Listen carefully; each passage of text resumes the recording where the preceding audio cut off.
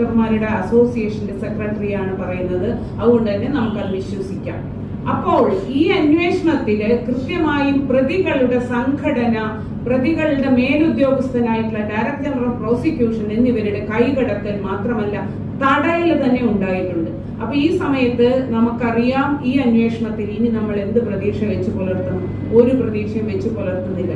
മറ്റൊരു ഭീഷണി കൂടിയുണ്ട് ഈ അന്വേഷണത്തിലിടയ്ക്ക്. ഇപ്പൊ തന്നെ അറിയാം, കുറെ സാക്ഷിമൊഴികൾ ആദ്യം ജില്ലാ ക്രൈം ബ്രാഞ്ച് എടുക്കുന്നു, അത് കഴിഞ്ഞ് ഇപ്പോൾ സ്റ്റേറ്റ് ക്രൈം ബ്രാഞ്ച് എടുക്കുന്നു. അപ്പൊ ഈ സാക്ഷികൾക്കൊക്കെ പരിമിതികളുണ്ട്. ഈ സാക്ഷികളെ പലരും ഭീഷണിപ്പെടുത്തിയിട്ടുണ്ട് ഈ പ്രോസിക്യൂട്ടർമാരുടെ അസോസിയേഷനിൽ നിന്നുള്ള ആൾക്കാരെ എന്ന് കൃത്യമായിട്ട് നമുക്ക് മനസ്സിലായിട്ടുണ്ട്. അപ്പം അങ്ങനെ ഈ അന്വേഷണത്തിനെ തടസ്സപ്പെടുത്തുകയും തെളിവ് നശിപ്പിക്കുകയും ചെയ്യുന്ന ഒരു പ്രവർത്തനമാണ് നടക്കുന്നത്.